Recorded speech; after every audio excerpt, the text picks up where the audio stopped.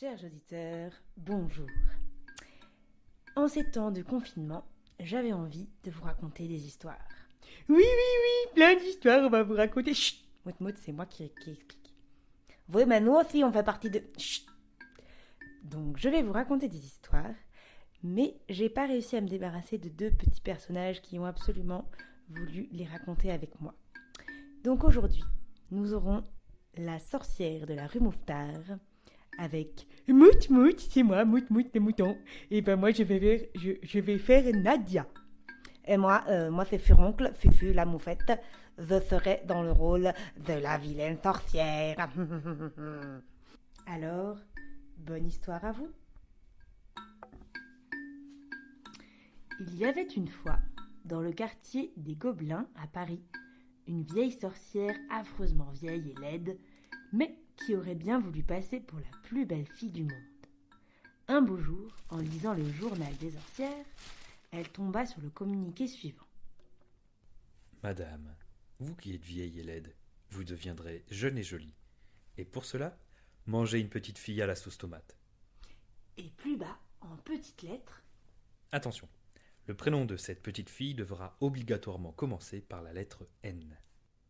Or, il y avait dans ce même quartier une petite fille qui s'appelait Nadia. C'était la fille aînée de Papa Saïd. C'est moi qui fais Nadia, c'est moi. Chut, tais-toi, Mout. Je disais, c'était la fille aînée de Papa Saïd. Je ne sais pas si vous le connaissez. Qui tenait l'épicerie buvette de la rue Broca. Il faut que je mange Nadia, se dit la sorcière. Un beau jour que Nadia était sortie pour aller chez le boulanger, une vieille dame l'arrêta. Bonjour, ma petite Nadia. Bonjour, madame. Veux-tu me rendre un service? Lequel? Ce serait d'aller chercher pour moi une boîte de sauce tomate chez ton papa. Cela m'éviterait d'y aller, je suis si fatiguée. Nadia, qui avait bon cœur, accepta tout de suite. Sitôt qu'elle fut partie, la sorcière, car c'était elle, oui c'est moi la sorcière, se mit à rire en se frottant les mains. Oh oh, que je suis maligne, disait-elle.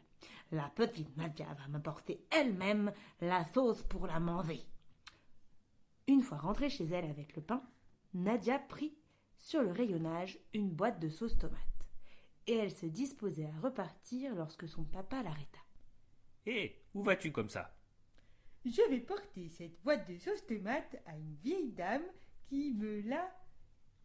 Tourne pas la page sinon je peux pas lire. Alors, je viens de... Oh zut. Attends. On refait. Je vais porter cette boîte de sauce tomate à une vieille dame qui me l'a demandé, Reste ici. dit Papa Saïd. Si ta vieille dame a besoin de quelque chose, elle n'a qu'à venir elle-même. Nadia, qui était très obéissante, n'insista pas. Mais le lendemain, en faisant les courses, elle fut pour la seconde fois arrêtée par la vieille. « Eh bien, Nadia, et ma sauce tomate ?» Je m'excuse, dit Nadia, toute rougissante. mais mon papa n'a pas voulu. Il dit que vous veniez vous-même. C'est bon, dit la vieille, virée. Le jour même, en effet, elle entrait dans l'épicerie. Bonjour, monsieur Saïd. Bonjour, madame. Vous désirez? Je voudrais Nadia. Hein? Pardon, je voulais dire une boîte de sauce tomate. Ah, bon. Une petite ou une grande? Une grande, c'est pour Nadia. Quoi? Non, je voulais dire, c'est pour manger des spaghettis. Ah, bien. Justement, j'ai aussi des spaghettis. Ah non, c'est pas la peine, c'est bon, c'est déjà Nadia. Comment? Oh, excusez-moi, je voulais dire les spaghettis. J'en ai déjà chez moi. En ce cas, voici la boîte. La vieille prit la boîte, la paya, puis, au lieu de partir, se mit à rouspéter. Mais c'est un peu lourd, hein. Est-ce que vous ne pourriez pas Quoi? envoyer Nadia la porter chez moi? Mais papa Saïd se méfiait. Non, madame, nous ne livrons pas à domicile. Quant à Nadia, elle a autre chose à faire. Si cette boîte est trop lourde pour vous, eh bien, tant pis. Vous n'avez qu'à la laisser. C'est bon, dit la sorcière. Je l'emporte. Au revoir, monsieur Saïd. Au revoir, madame. Et la sorcière s'en fut avec la boîte de sauce tomate. Une fois rentrée chez elle, elle se dit: j'ai une idée.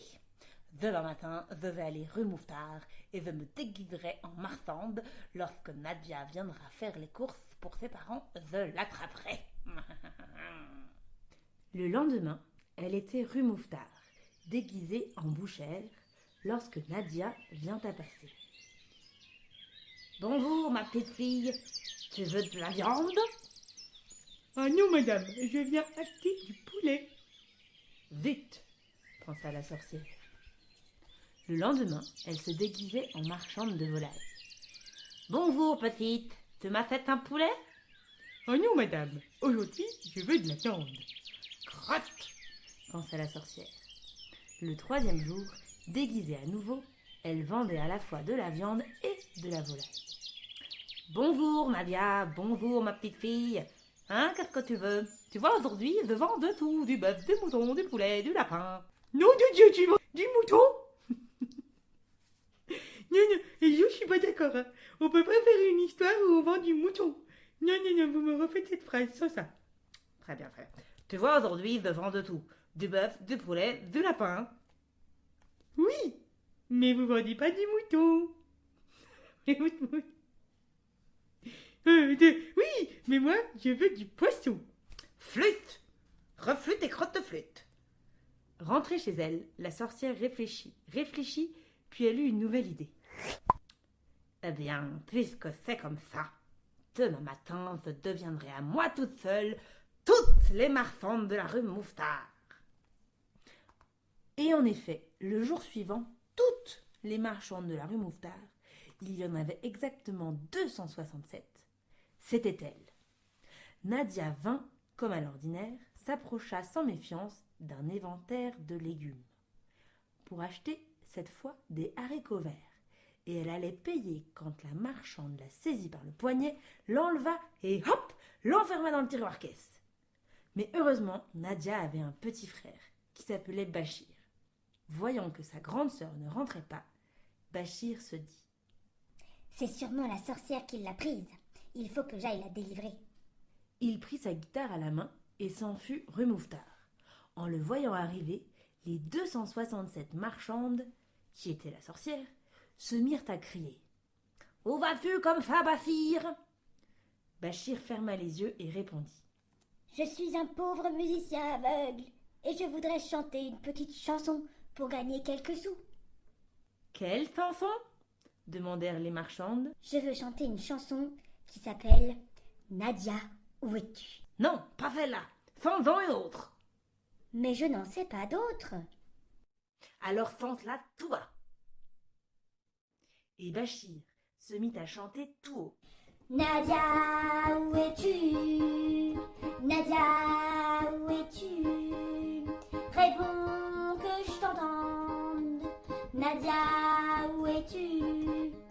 Nadia, où es-tu? Car je te vois plus. Moins fort! Crièrent les 267 marchandes. Fais-vous casser les oreilles! Mais Bachir continuait de chanter. Nadia, où es-tu? Nadia, où es-tu? Quand tout à coup, une petite voix lui répondit.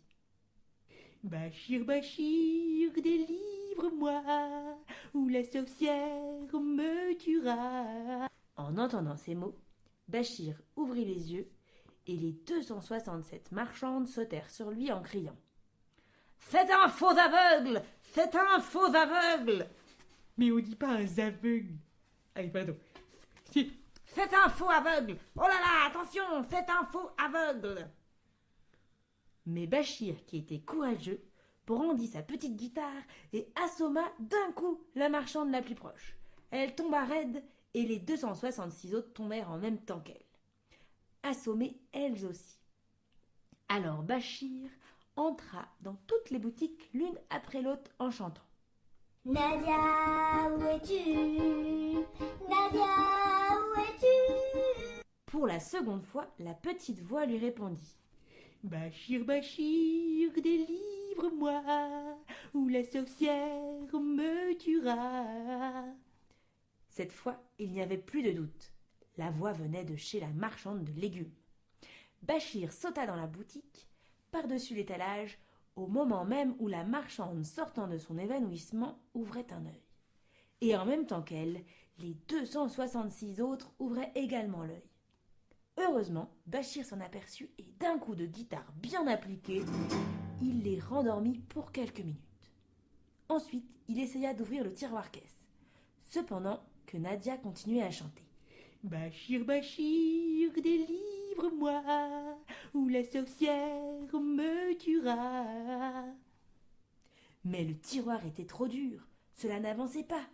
Nadia chantait « Bachir, Bachir, délivre-moi. » et Bachir travaillait, et pendant ce temps, les 267 marchandes se réveillaient. Mais cette fois-ci, elles se gardaient bien d'ouvrir les yeux. Elles restaient les yeux fermés, au contraire, et elles s'approchaient en rampant de la boutique où Bachir travaillait afin de le cerner.